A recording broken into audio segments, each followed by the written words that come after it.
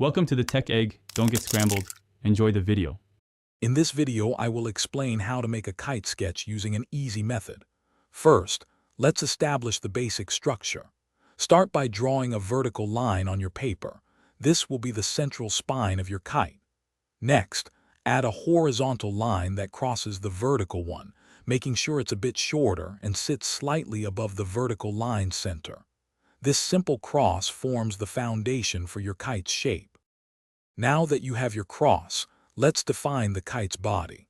Take your pencil and draw a straight line from each end of the horizontal line up to the very top point of your vertical line.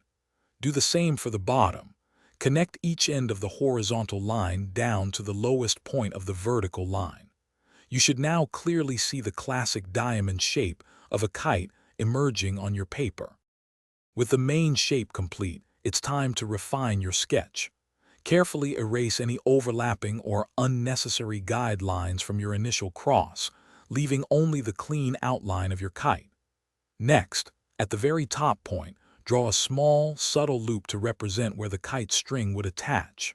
Finally, from the bottom point, sketch a simple, wavy line for the kite's tail, giving it a sense of movement. To truly make your kite sketch your own, consider adding some final touches. You might draw small bows along the tail, or perhaps add a unique pattern or design to the kite's body.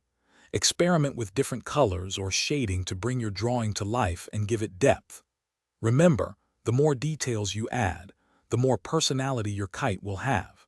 Also, for those looking to improve their financial outlook, check the description for a link to a great book and other deals.